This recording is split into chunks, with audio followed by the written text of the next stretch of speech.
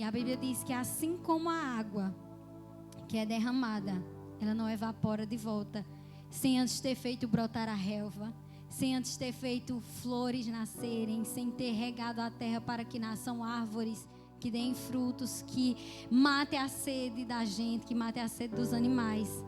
Assim a palavra de Deus, ela nunca volta vazia. Amém? Quando ela cai no seu coração, ela produz o que tem que produzir, mas precisa que você, como uma terra boa, lembra da parábola? Como uma terra boa, esteja arada e pronta para receber a semente da palavra e a água, amém? Que rega e faz tudo isso acontecer em nome de Jesus. Amém, então vamos lá. Qual o tema, né? Quem está ligado aí, qual é o tema da nossa série de mensagens? Como é? Meu Deus, ninguém leu o folder, Gigi. Como é, minha gente? Falsos deuses, muito bem. E nós vamos hoje falar de algo que quando eu disser não vai parecer ser um Deus falso. Mas pode se tornar um Deus falso. Por quê? Tudo aquilo que nós colocamos no nosso coração equiparado a Deus ou até superior a Deus, né?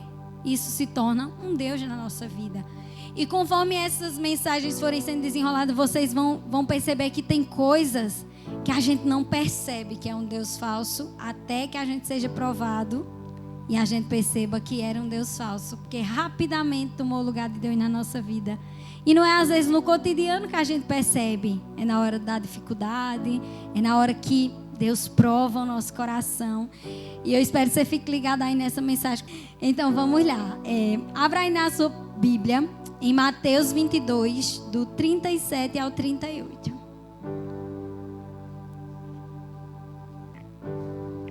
Mateus 22, versículos 37 ao 38.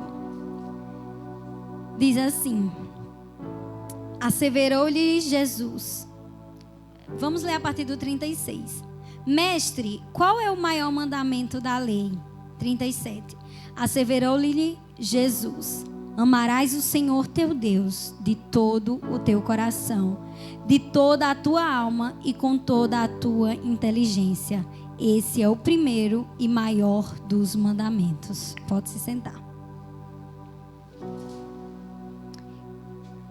Esse mesmo trecho nós também podemos ver lá em Deuteronômio 6, capítulos 4 e 5, que fala isso também, que é um dos mandamentos, né?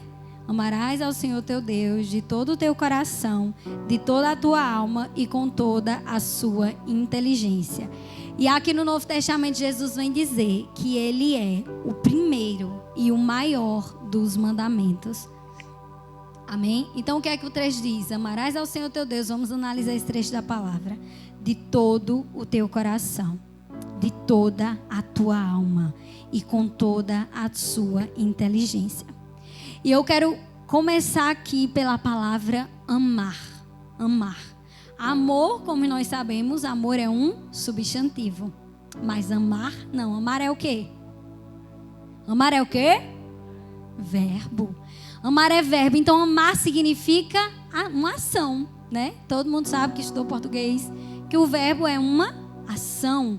Amar é um verbo e significa uma ação que nós precisamos tomar. E se nós formos estudarmos várias espécies de amor, traduzindo lá do grego, que eu até conversei isso com Vera essa semana, existem alguns tipos de amor, né? Eros e outros amores aí, filos. Mas nós hoje vamos nos concentrar nesse amor, que é o amor ágape. Diga aqui comigo, ágape.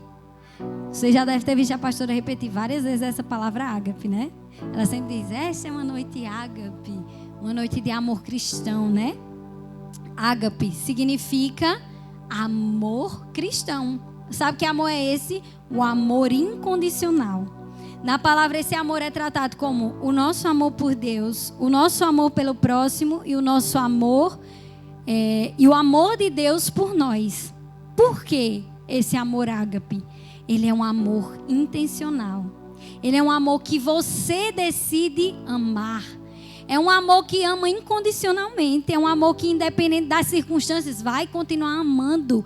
Porque ele não é um sentimento que surge. Ele não é algo que apareceu no meu coração, tipo um amor de quem está apaixonado, né? Olhou para a pessoa e ali se apaixonou e amou aquela pessoa.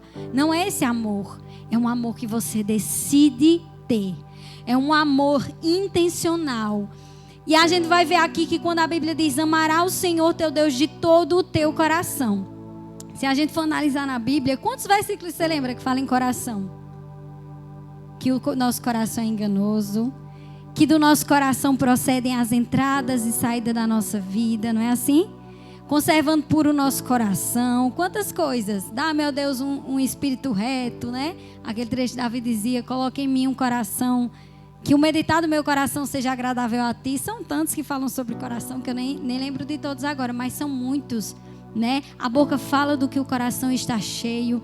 E esse coração, ele fala muito de sentimento, de emoção. Pode prestar atenção. Aqui faz referência a esse coração, é de onde surgem os nossos sentimentos. É aquele lugar da nossa vida, da nossa alma, que guarda as nossas emoções, que guarda o que nós sentimos de mais verdadeiro, seja bom, seja ruim, não é assim? O coração não é o nosso órgão físico em si. É como se fosse o centro da nossa alma, onde guarda o nosso sentimento, a nossa emoção, né? E a Bíblia fala que existe também a alma, que é o lugar onde são as intenções da nossa vida. E é muito difícil, se a gente for analisar os trechos da Bíblia que falam sobre alma e coração, é difícil separar alma de coração, né? Porque são muito parecidos os contextos em que são incluídos sobre o que a nossa alma sente, o nosso coração, a nossa alma. E é tudo isso, é o centro dos nossos sentimentos, é o centro das nossas emoções. E o Senhor, a primeira coisa que Ele nos pede é: amarás o Senhor teu Deus de todo o teu coração. Então aí onde nós vemos que qualquer coisa que roube o nosso coração do Senhor se torna um Deus falso. Está nos roubando, está roubando o nosso coração de onde ele realmente deveria estar, que é onde? No Senhor. Ele deveria estar amando totalmente, sem reservas, ao seu Deus, e ele está se inclinando para outras coisas que não são Deus. Amém? E eu quero falar mais sobre esse amor, só mais um aspecto, né? Que esse amor, ele precisa ser um amor integral. Não é um amor que surge: eu amo, eu estou apaixonado. Não. É um amor porque Deus diz: amarás ao Senhor teu Deus de todo o teu coração, com toda a tua alma e com toda a tua inteligência. Porque Ele é um amor integral. É um amor que é alma, corpo e espírito. Deus diz que os nossos corpos sejam como sacrifícios vivos e agradáveis a Deus. E uma vez que o Espírito de Deus habita em nós, o nosso espírito passa a ser dominado pelo Espírito. A nossa carne continua sendo dominada pelo mundo, mas o nosso espírito, ele está sempre inclinado para as coisas de Deus, porque em nós habita o Espírito Santo de Deus. Então nós temos que amar a Deus com o nosso corpo, com a nossa alma, que é o centro das nossas emoções, aqui com o nosso coração, e com a nossa inteligência e também com o nosso espírito. Amém? E vamos continuar aqui. Então vamos abrir em Mateus 6:21, para a gente continuar aqui. E nós vamos fazer uma meditação nessa tarde a respeito desse trecho da palavra do Senhor. Vocês entenderam bem aí a questão do amor ágape, amor incondicional, o amor cristão, o amor que Deus sente por mim, o amor que eu sinto por Deus e o amor que eu tenho que sentir pelas vidas, corpo, alma e espírito. Um amor integral, um amor com tudo o que eu sou. É isso que a palavra está dizendo: amar a Deus com todas essas coisas. Amém? Mateus 6:21 diz o seguinte: porque onde estiver o teu tesouro, aí também estará o seu coração. Quando eu estava preparando essa mensagem, essa era a frase que ficava no meu coração para me questionar e fazer vocês meditarem. Onde está o meu tesouro? Onde está o meu coração? Meu coração está verdadeiramente em Deus? Ou meu coração está em outros tesouros, que eu tenho considerado tesouros, né? Ele disse: onde estiver o seu tesouro. O que é o tesouro? É aquilo que você tem de mais valioso. aquilo que é mais precioso para você, aquilo pelo qual você dá a sua vida por aquilo, e você não sabe viver sem aquilo, e você diz, meu Deus, o que seria de mim sem isso, né? Existem amores na nossa vida que chegam perto disso, né? Mas que não podem tomar o lugar de Deus, nem pode se equiparar. Por exemplo, o amor que você sente pela sua mãe, pelo seu pai, pelo seu filho, é um amor que a gente ama tanto que dói, né? Se às vezes eu vi até um meme esses dias, eu chorando pelos meus parentes que estão vivos, como se eles tivessem morrido. Quem nunca aconteceu isso? Você deita na cama e começa a chorar, pensando, meu Deus, se minha mãe morresse. Aí já começa a chorar. Se meu filho morresse, se meu pai morresse, se minha esposa morresse, você já está ali chorando, seu parente vive, mas você está lá chorando, como se ele tivesse morrido. De tanto amor que você sente por essa pessoa e pensa, meu Deus, como seria minha vida aqui na terra sem essa pessoa? Eu não saberia viver, Senhor. E o nosso amor por Deus tem que ser mais alto do que isso. Tem que ser um amor que você diz assim, Deus, como eu viveria sem ti nessa terra, Jesus? O que seria de mim sem ti? Esses dias eu parei pensando em algo muito difícil para mim, né? E eu dizia para Jesus, Jesus, não existe vida sem ti, o Senhor é a vida. Então o que seria de mim sem o Senhor? Eu seria como um paciente terminal, deitada num leito de UTI e alguém chegar e tirar o oxigênio. E eu ia morrer na mesma hora. Já imaginou você lá ofegante? Alguém vinha tirar o oxigênio de você e você morreu? É tipo isso, querido. Jesus é esse oxigênio que nos mantém vivos. Então a gente tem que amar a Jesus não por medo de ficar sufocado e morrer. Nós temos que amar a Jesus ao ponto de dizer, Jesus, eu não sei viver sem ti. Chorar de noite, sabe? Chorar pensando, Senhor, o que seria da minha vida sem o Senhor? Do mesmo jeito que você chorou lá pelo seu parente que estava vivo, você achou que ele poderia morrer e estava chorando? Tem que ser mais alto que isso, tem que ser mais poderoso, tem que ser mais forte. É amar a Deus com todo o nosso coração. Onde está o nosso tesouro? Onde está aquilo que eu mato e morro?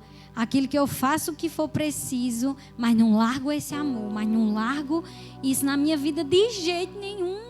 Né? Como Paulo dizia, o que nos separará do amor de Deus será a fome e espada, o porvir, o presente, o amor, o que será? Ele dizia, mas eu estou bem certo que nada nos separará do amor de Deus, amém? Uma vez que nós encontramos a vida, eu tenho certeza que se você tivesse doente de AIDS, está repreendido em nome de Jesus, e alguém lhe entregasse uma vacina assim, e dissesse, está aqui a cura da AIDS, eu duvido e dissesse, você tem que tomar 20 aplicações até você ficar curado. Eu duvido que quando chegasse na 19, você jogava a 20 fora. Quem jogava? Ninguém jogava a última. Então Jesus tem que ser até o fim, até eu morrer. Ele é a solução para o pior, como eu li esses dias, né? Ele é a solução para a pior doença do mundo, que é o pecado que leva você para a morte eterna. Então se tem que beber de Jesus até morrer, tem que ficar com Jesus até morrer. Ele é a cura. Ele é a cura para a pior doença que existe, que é o pecado. Então não deixe Jesus por nada nesse mundo, não. Do mesmo jeito que eu garanto, você não trocaria a última dose da sua cura por nada. Podia chegar o príncipe da Inglaterra, lindo, montado em um cavalo branco, dissesse, me dê aí que eu caso com você. As meninas que estão aguardando em Deus, eu garanto que você não dava. Eu tenho certeza que você não dava. Você dizia, bicho feio, não era? Você dizia, homem, pelo amor de Deus, vá pra lá, que eu não quero saber de você não. Que eu tô aqui com a minha cura. Tem que ser assim, querido. Se chegar o príncipe montado no cavalo branco para lhe desviar do Senhor, pode ficar pra lá. Se vier a donzela mais linda. A mulher mais linda, aquela mulher linda que você pensou, meu Deus do céu, se essa mulher viesse atrás de mim, não tinha perigo não. Se for para lhe desviar de Jesus, querido, olha, ache feia, viu? Começa a olhar, olha, tem um dedinho sobrando, começa a olhar pros defeitos, viu? Não é tão bonita assim, parece que ela não escova os dentes muito direitinho, né? Você começa a achar uns defeitinhos assim nela que eu garanto que você vai achar, e vai achar feia, e vai dizer, vou continuar olhando firmemente para Jesus e vou prosseguir até o fim, amém? Só um parêntesezinho. Onde está o seu coração? Aí nós vamos chegar no ponto-chave. Eu tinha que fazer toda essa introdução para chegar no ponto-chave desse nosso estudo. Que Deus falso é esse que eu vou falar? Sobre o nosso chamado, sobre o nosso propósito. Eita, que coisa doida essa que Luísa estava dizendo. propósito e chamado ser um Deus falso? Em si, não. Mas você pode tornar ele um Deus falso, sim. A partir do momento que você coloca o seu propósito de vida e o seu chamado em posição superior ao Deus que te chamou. Amém? O meu amor pelo chamado não pode ser maior do que pelo Senhor que me chamou. Eu não posso fazer do meu chamado um ídolo na minha vida. Amém? E nós vamos ver histórias aqui de homens de Deus. Eu espero que dê tempo, em nome de Jesus. De homens de Deus que mostraram e provaram, grandes homens de Deus que provaram que amavam mais ao Senhor que chamou do que o chamado deles aqui na terra. Amém? Atos 7, do 20 ao 25.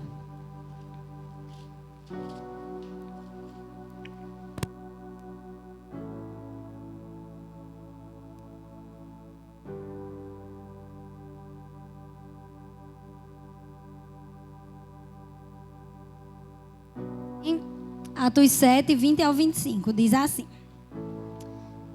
E foi naquela época que nasceu Moisés, que era um menino extraordinário aos olhos de Deus. Por 3 meses ele foi criado na casa de seu pai. Entretanto, quando teve de ser abandonado, a filha de Faraó o tomou e o criou como seu próprio filho.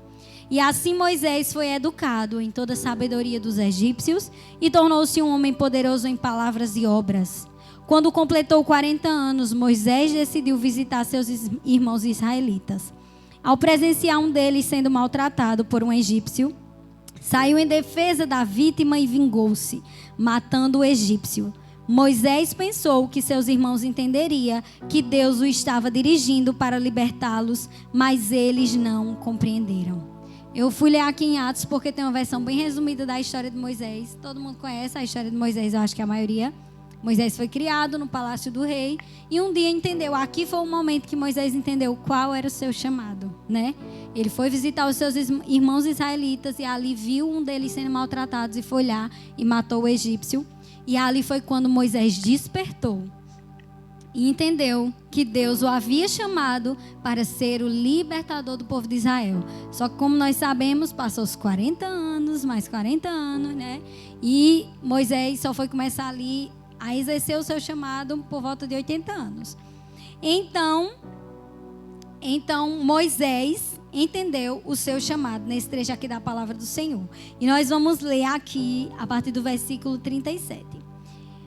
Diz assim: este Moisés que disse aos israelitas: Deus vos levantará dentre vossos irmãos um profeta semelhante a mim.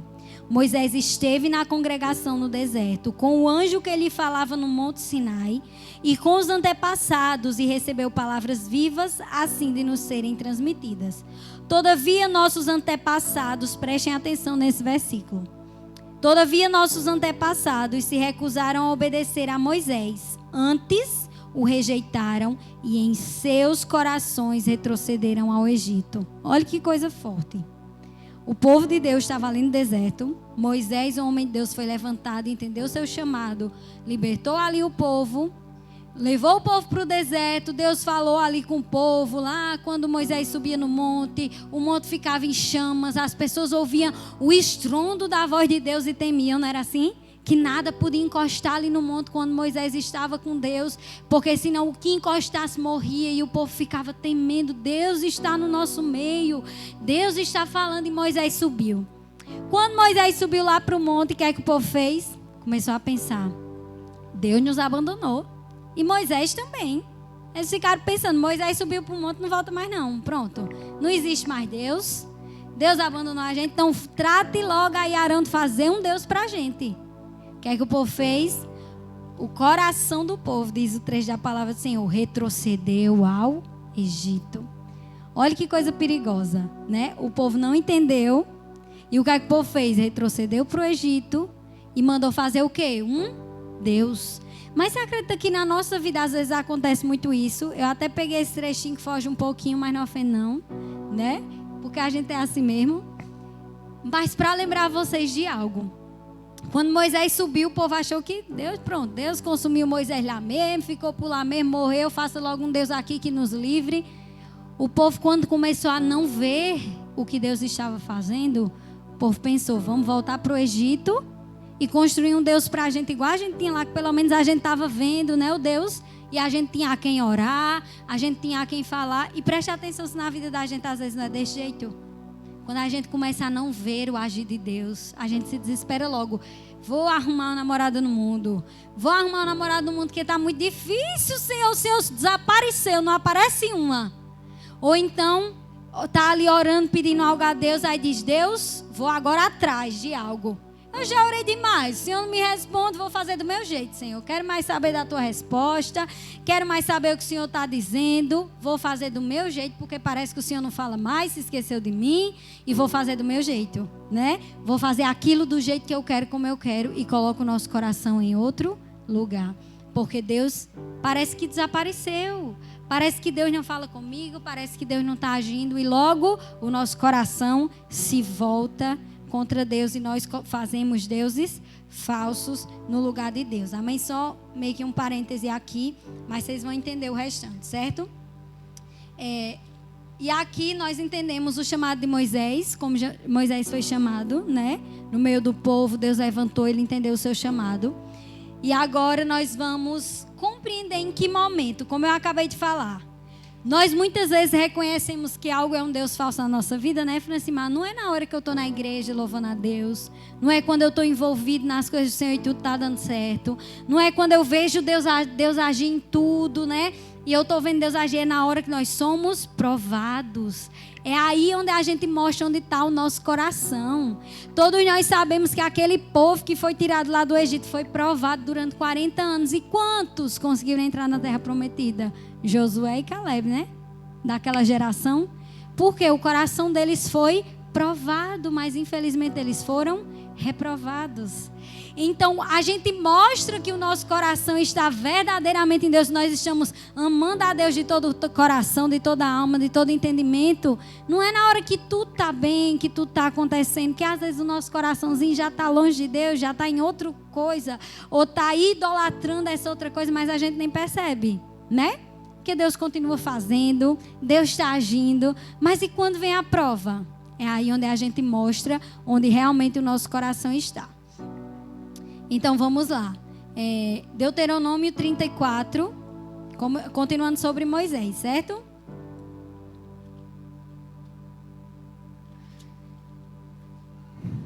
Versículos 1 ao 7, aleluia. Eu vou ler um pouquinho demais, mas eu vou ler rápido. Mas leiam na sua Bíblia aí rápido também para vocês entenderem, certo? Porque se eu for ler bem devagarinho, vai demorar demais. Então vamos lá. Então, vindo Moisés das planícies de Moabe, subiu o Monte Nebo, ao topo de Pisga, em frente de Jericó. Dali do alto, o Senhor Deus lhe mostrou toda a terra de Canaã, desde Gileade até a cidade de Dan, no norte. E toda a região de Naftali, o território de Efraim e Manassés, toda a terra de Judá, até o mar do oeste, o Mediterrâneo, o Neguebe. As terras do sul e toda a região que vai do vale de Jericó, a cidade das palmeiras até Zoar. Ou seja, Deus mostrou toda a terra que havia prometido. E falou Yahvé a Moisés: esta é a terra que prometi sob juramento a Abraão, a Isaque e a Jacó, quando lhes afirmei: a tua descendência darei esta terra. Portanto, eis que eu faço vê-la com os teus próprios olhos. Contudo, não atravessarás o rio e não poderás adentrá-la. Olha ali, que coisa. Eu disse até aos meninos no Grow Up. Já imaginou? As lutas que Moisés enfrentou com aquele povo, 40 anos no deserto, Deus pegar ele, levar para o monte e dizer assim: olha aí, Moisés, tudo o que eu prometi. O resultado de todo o seu ministério está aí, diante de você. Mas tem uma coisa, você não vai entrar não. Você só vai ver, mas você não vai entrar. Querido, que coisa forte.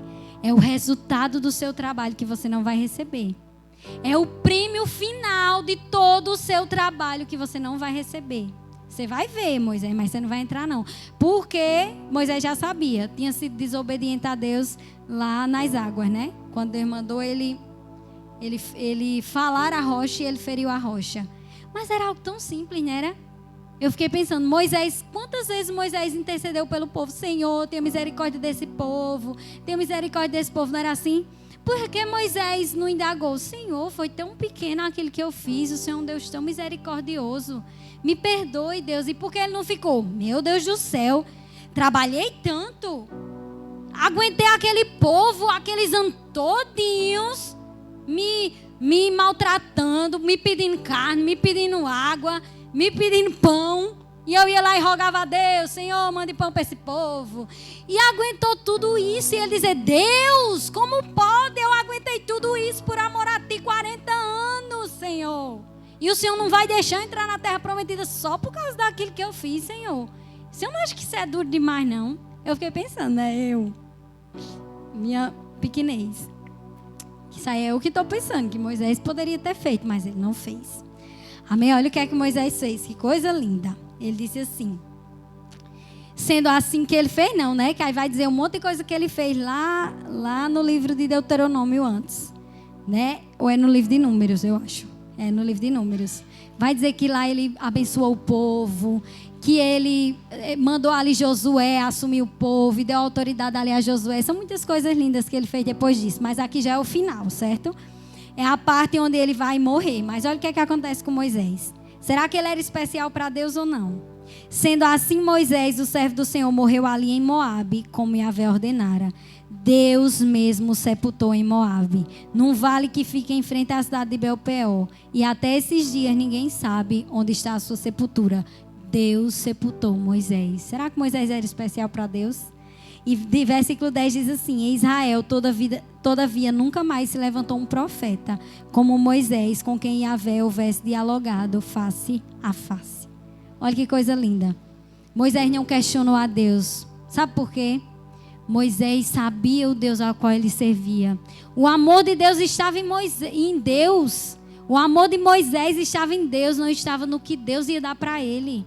Não estava se no final do seu chamado ia ter recompensa humana, se não ia. Se o resultado do trabalho dele ele ia receber aqui na terra. O amor de Moisés estava em Deus. Estava assim: Senhor, se é isso, eu vou ver aí tudo que o povo vai entrar, vai receber e eu não vou.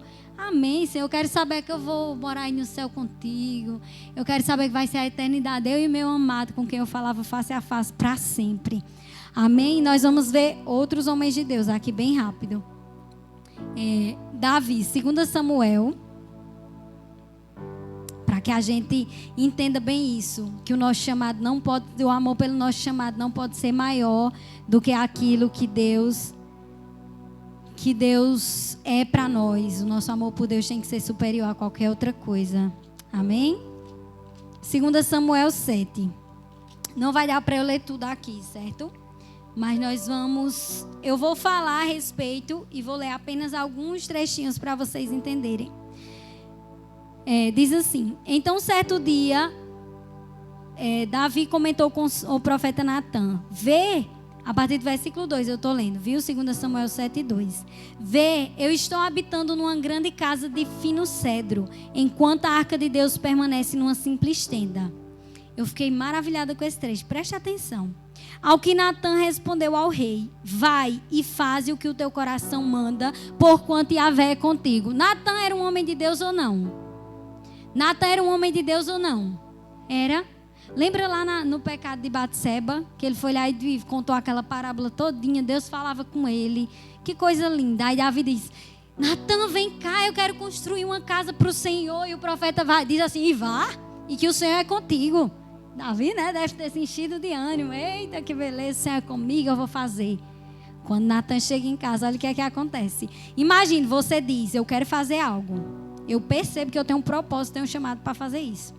Vai falar com o profeta diz: vai, Deus é contigo. Ou seja, você tem confirmação. É Deus dizendo: é isso, meu querido. Vai em frente que eu sou contigo. E a vé é contigo e vai dar certo. Aí olha a segunda resposta que o abençoado Davi recebe, né? No outro dia Natan chega na presença do Senhor e Deus fala lá um monte de coisa com Natan e Natan transmite para Davi. Nós vamos ler só aqui o finalzinho. Versículo 15 diz assim. Não, versículo 12. Quando a tua vida chegar ao fim, na terra e vieres descansar na companhia dos teus antepassados, escolherei um dos teus filhos para sucedê-lo, um fruto do teu próprio corpo, e firmarei o reino dele. Será ele quem edificará uma casa em honra ao meu nome, e eu firmarei o trono dele para sempre. Deus disse a Natã: ei, vá lá e diga a Davi, não é ele não, viu? Não é ele que vai construir não, é o filho dele. E se vocês sabem, Davi preparou tudo. A rainha de Sabá foi visitar, deu um monte de coisa para Davi. Davi preparou tudo. Quando Salomão foi construir, já tinha tudo pronto. Imagine algo que você sonhou, que você idealizou. Eu vou fazer isso para o meu Deus. É para Ele, é dele. Com todo o seu amor. E Deus diz, o que Deus já tinha confirmado, já tinha dito que era. Deus vai lá e diz, ei, não é você não. É outro que vai fazer isso. Não é você. Se seu coração tiver nisso, como era que você ficava? Arrasado. Meu Deus, eu trabalhei tanto. Juntei tudo o que precisava. Era tudo o que eu mais sonhava fazer. E o Senhor já tinha dito que era, Senhor. E por que agora o Senhor vem e manda o profeta dizer que não é? Queridos, entenda, Deus prova os nossos corações. E é na hora da prova que a gente mostra para Deus onde está o nosso coração. Nem naquilo que Deus diz, faça, eu estou com você, meu filho. Seu amor por isso não pode ser maior. E nós vamos ver outros homens de Deus. E aqui, querida, eu quero lhe dizer que depois que Davi escutou tudo isso, sabe o que é que Davi fez? Tem, acho que mais ou menos 20 versículos, só Davi dando ações de graças a Deus. Quem recebe um não estampado desse tamanho de Deus, e ainda continua, Senhor, aquilo que Deus já tinha confirmado. Deus diz, não é mais, não é para você. Você vai lá, muito obrigada, Senhor, porque Tu és um Deus grande. Tu és a maioria começa a dizer, Deus, o Senhor tinha dito que era. Senhor, como é que pode? Não quero mais saber, não escuto mais a voz de Deus. Não quero mais saber o que é que Deus está dizendo. Porque Deus disse, não fez? Porque aquele profeta disse a mim que era de Deus. E por que não é mais? Quero mais saber de Deus. Não, isso é tudo mentira. Não sei mais quem é Deus do céu. Não sei. Queridos, onde está o nosso coração? Um amor incondicional, um amor ágape, é um amor que independe das circunstâncias. Sabe? Porque é assim que Deus me ama, é assim que Ele te ama. Porque se quando você pecasse hoje, Deus dissesse, não amo mais. Porque não serve para mim não. Só vive pecando, de pecado em pecado, em pecado. Só vive pecando, quero mais saber de você não. Era assim? É assim que Deus faz conosco? É misericórdia e graça todo dia. Misericórdia e graça todo dia. Aí a primeira coisa que a gente tem, Deus não fez como eu queria. Não quero mais saber do Senhor. Que amor é esse? Né? Amor ágape, amor incondicional. Amor que eu desejo. Nem que eu desejo, é um amor que eu decido amar. Eu decido amar a Deus com todas as minhas forças. É claro que isso não vem de nós, mas é por meio do Espírito Santo de Deus. Porque de nós a gente não pode nada. Mas a graça de Deus e o Espírito Santo de Deus em nós nos capacita a amar a Deus. Amém? E eu vou só falar agora, porque não vai dar para ler todos os trechos. Abraão. Qual foi a principal prova de Abraão? A resposta da promessa, querido. Deus diz, não vai ser Ismael, Abraão. Eu vou dar um filho que vai nascer de Sara, vocês dois idosos. E dele vai vir a sua descendência. E por meio dele vai vir a sua descendência. Eu abençoarei todas as famílias da terra. O que é que Deus faz? Sacrifica o menino. O que é que Abraão diz? Não, Deus, é o resultado da minha promessa, Senhor. Senhor disse que faria. Eu, velho, engravidou Sara. Já sem desejo, eu já sem poder fazer filho, engravidou a mulher. E agora o Senhor me pede o resultado da minha promessa. Não, Senhor, o Senhor só deve estar brincando, né? Não, Abraão fez o quê? Abraão foi. Ele mostrou, Deus, meu coração não está na promessa. Meu coração não está na resposta daquilo que o Senhor disse que me daria, o Senhor me deu, meu coração está em Ti. Então, se o Senhor me deu, o Senhor quer de volta, pegue, mas eu sei, que é o que diz lá em Hebreus. Eu sei que aquele que me prometeu é fiel para ressuscitar meu filho. E é isso que diz lá em Hebreus, que Abraão creu e o menino é como se tivesse morrido e ressuscitado de novo. Porque Deus foi poderoso para não permitir que Isaac precisasse ser sacrificado. Mas eu, inclusive, já preguei isso, né? O importante para Deus é o nosso coração. Abraão estava disposto a entregar, ao ponto que colocou lá o filho e levantou o cutelo. Quando ele já estava quase sacrificando, que ele provou para Deus, o que é que Deus disse para ele? Agora eu sei que você não me negaste seu filho, seu único filho, está aí o cordeiro. né? Ele precisou provar para Deus que ele estava disposto e que o coração dele não estava naquele resultado, não estava no que Deus tinha entregado, e que era, querido, esse era a promessa de Abraão, e era por meio disso que a bênção viria. Não é qualquer coisa não, viu? O seu chamado também não é algo que você entende, que através disso que Deus te entregou, você vai fazer grandes coisas no reino de Deus, o seu propósito. Isaac era a mesma coisa para Abraão. Isaac era por meio de Isaac que Deus ia fazer tudo que Deus tinha prometido para as descendências seguintes. Amém? Deixa eu abrir aqui bem rapidinho. Hebreus 11, 24 ao 27. Vamos abrir só mais esse.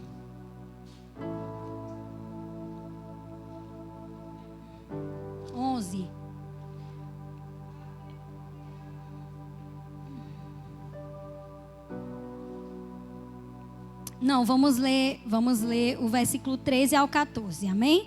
Que eu vou ter que pular algumas partinhas porque não vai dar tempo. Versículo 13 ao 14. Todos esses viram pela fé e morreram sem ter recebido o que havia sido prometido. Contudo, viram-nos de longe e à distância os saudaram, reconhecendo que eram estrangeiros e peregrinos sobre a terra. Os que se expressam dessa maneira demonstram que estão em busca de uma pátria. Pois se estivessem cogitando sobre aquela de onde saíram, teriam a possibilidade de voltar. Em vez disso, aguardavam eles pela pátria excelente, ou seja, a pátria celeste.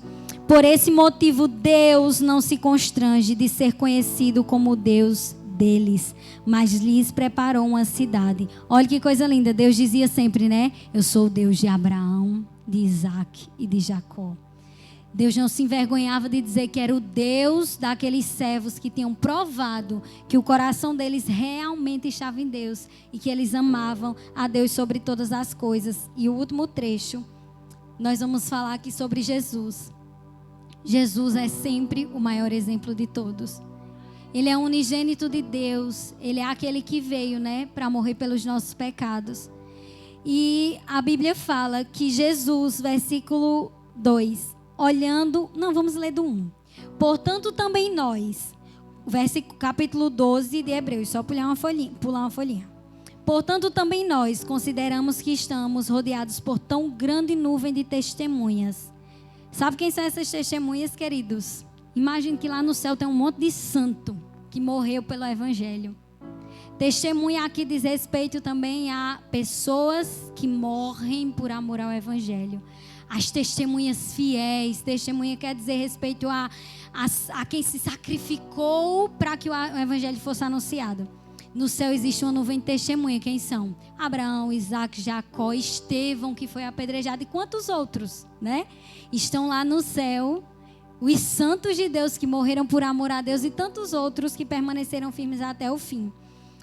Diz, tem uma nuvem de testemunhas. E desembaracemos de tudo que nos atrapalha e do pecado que nos envolve e corramos com perseverança a corrida que nos foi proposta. Olhando fixamente para quem? O autor e consumador da fé, Jesus, o qual por causa do júbilo que lhe fora proposto, suportou a cruz, desprezando a vergonha, e assentou-se à direita do trono de Deus. Olha que coisa linda. Jesus, quando ele estava ali morrendo, né? A Bíblia diz que pela glória que lhe estava proposta, ele suportou a cruz. Ele não olhou o seu estado. O Filho de Deus morto naquela cruz, ultrajado, ferido por causa dos nossos pecados. Ele não olhou para aquilo, né? Senhor, é para isso que eu vim. Quantas vezes Jesus disse, né? Senhor, mas foi exatamente para isso que eu vim. Ele sofreu no Getsemane por tudo que ele iria enfrentar. Mas ele disse, Pai, que seja feita a tua vontade. Jesus é o maior exemplo de quem amou ao Pai acima de todas as coisas. Ele não amou sua vida, ele não amou o não sofrer, ele não amou o status, o nome que ele tinha, diziam, né? Quem é? Cadê o Filho de Deus, o Messias? Ainda crucificaram ele lá, botando o rei dos judeus. Ele sofreu todo tipo de humilhação, mas Jesus foi fiel até o fim, por amor ao Pai e por amor a nós. Amém? Aleluias. Então, fico com essa mensagem nessa tarde. que o seu amor por Deus seja superior até mesmo ao seu propósito e ao seu chamado, porque senão isso nada valerá diante de Deus. Amém? No fim dos seus dias, o que vai lhe restar é você e o Senhor e a glória eterna. E você tem que viver como quem sabe que há algo muito superior lhe esperando. E é uma pátria celeste e a eternidade com Deus. Amém?